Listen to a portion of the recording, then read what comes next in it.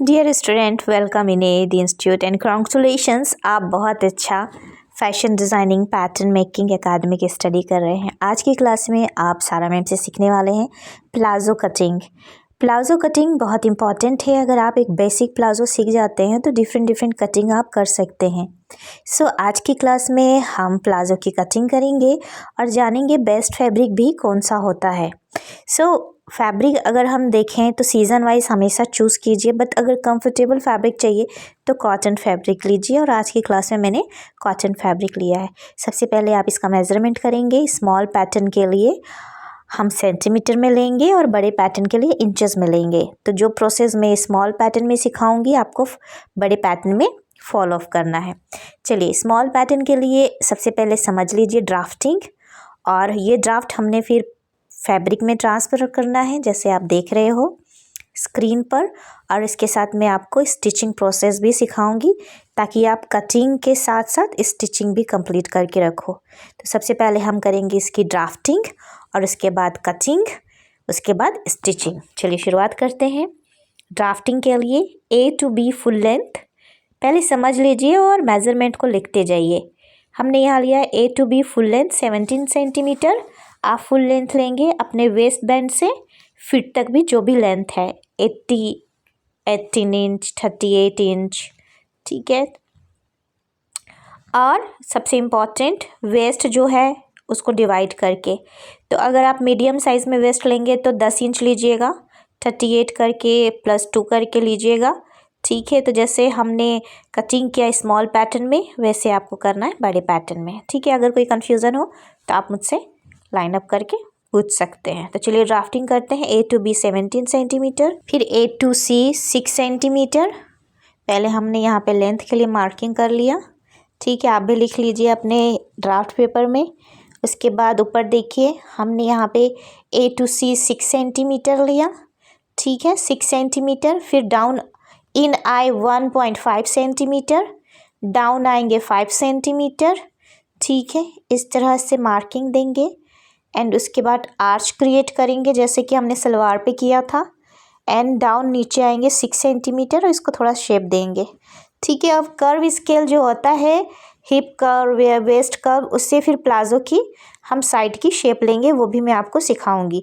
तो main important measurement क्या हुआ, फुल लेंथ, वेस्ट और आपका क्रॉच लाइन जिसको हिंदी में आसन बोलते हैं, और उसके बाद नीचे का बॉटम का फ्रिल।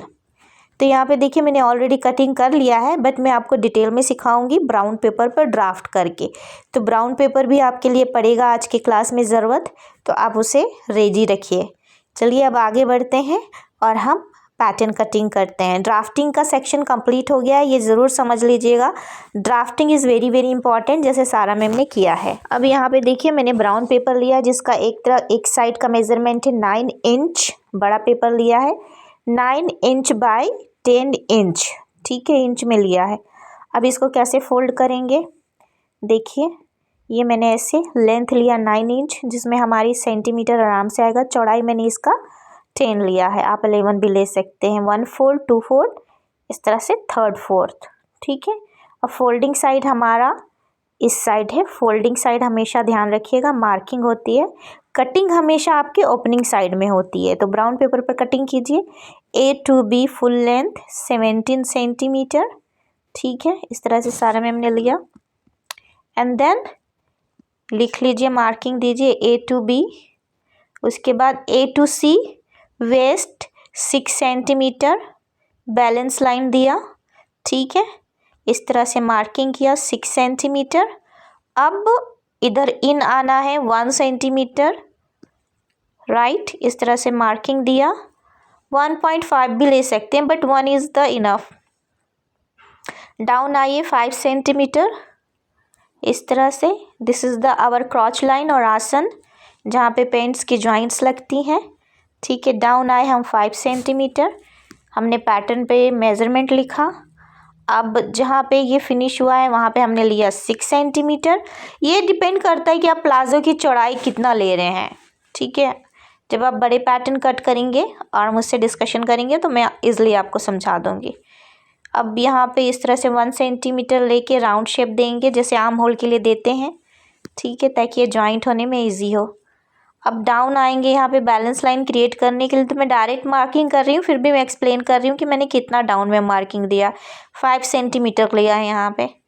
तो यहाँ पे मेरे ख्याल से मैं यहाँ पे ने लिया है 6 सेंटीमीटर डाउन आके 5 सेंटीमीटर लिया है, ताकि प्लाजो की शेप ऑन हो, जिसको बोलते हैं ना बूट के टाइप प्लाजो, या थोड़ा फिनिशिंग स्टाइल वाला प्लाजो। और अगर सिंपल बनाना है तो आप सीधे सीधे कट कर सकते हैं। यहाँ पे मैंने थोड़ा सा राउंड लिया है।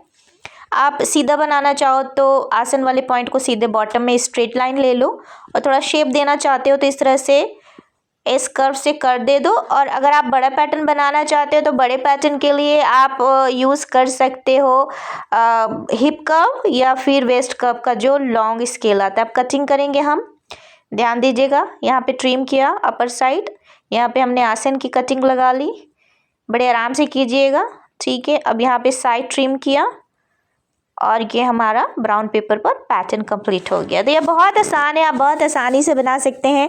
तो यहाँ पे हमारा ड्राफ्टिंग कंप्लीट है, ब्राउन पेपर का पैटर्न कंप्लीट है, एंड फैब्रिक कटिंग मैंने करके रखा है, सेम ट्रांसफ़र कर दिया फैब्रिक पे, ठीक है।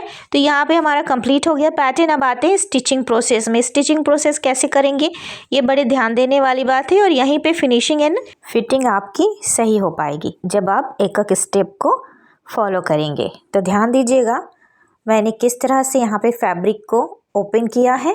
राइट साइड एक तरफ रखेंगे अंदर की तरफ, और रॉन्ग साइड ऊपर की तरफ, मतलब सीधा साइड अंदर की तरफ और कपड़े का रॉन्ग साइड ऊपर की तरफ। अब दोनों कॉर्नर पर जिस तरह मैं डॉट लगा रही हूँ, आप वहाँ पे डॉट लगा लीजिए, पॉइंट दे दीजिए, और बस यहीं पे आपको पहली स्टिचिंग करनी है, द फर्स्ट स्टिच, जैसे आपने सलवार के समय की थी।